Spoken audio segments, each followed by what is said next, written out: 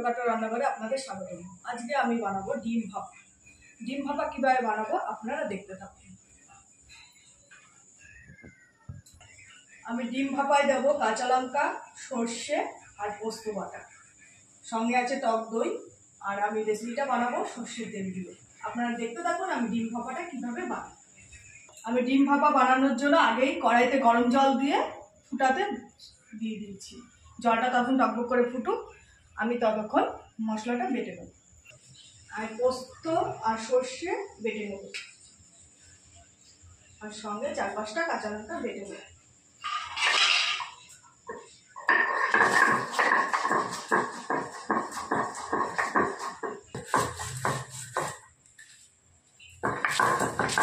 মশলাটা তুলে নেব।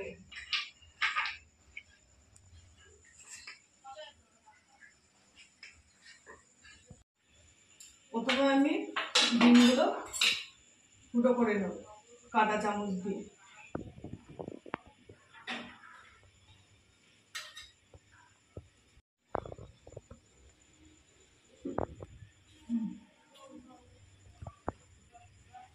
আমি সব কটা ডিম এরকম কাঁটা চামচ দিয়ে ফুটো করে নিয়েছি। এবার আমি দেবো পরিমাণ মতো, এবার দেবো আমি মশলাটা, এখানে পোস্ত আর সর্ষে আর কাঁচা লঙ্কা বাটা।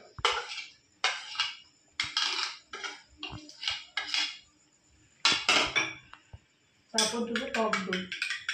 টক দইটাকে একটু ফাটিয়ে নেব।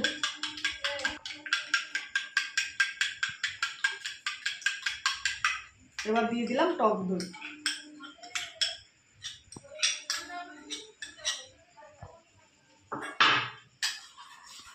ভালো করে টক দই দিয়ে মশলাটাকে মিশিয়ে নেব।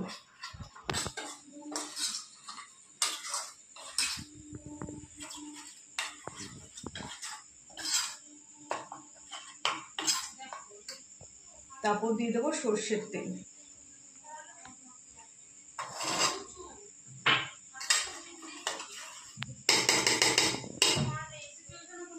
তারপর দিয়ে দেবো পরিমাণ মতো লবণ। তারপর দিয়ে দেবো পরিমাণ মতো হলুদ। এটাকে মিশিয়ে নেব।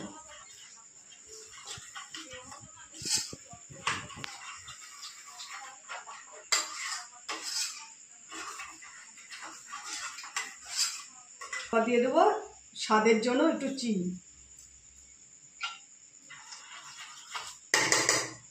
তারপর দিয়ে দেবো ডিমগুলো।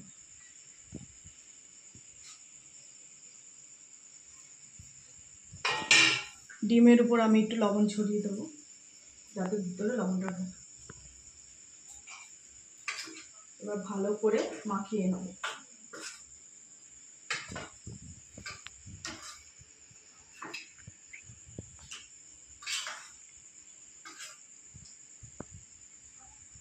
এবার আমি ডিমটা ভালো করে মাখিয়ে নিয়েছি। এবার আমি এই টক দইয়ের বাটিতে জলটা দিয়ে কিছুটা পরিমাণ জল দেব।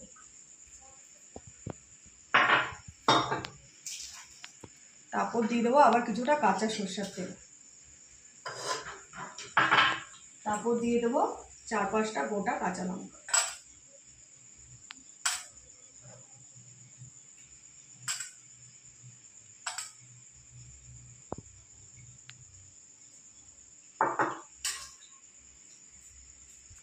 এবার আমি টিফিন বাটিটা আটকে দেবো।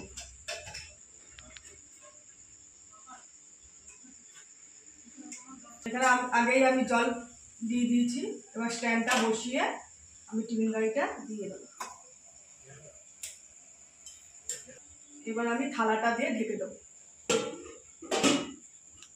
এটা 20-25 মিনিট ভাপানো হবে। 20-25 মিনিট হয়ে গেছে। এবার আমি ঢাকনিটা তুলে দেখে নেবো যে ডিম ভাপাটা 20-25 মিনিট হয়ে গেছে। এবার আমি গ্যাসটা বন্ধ করে দেবো।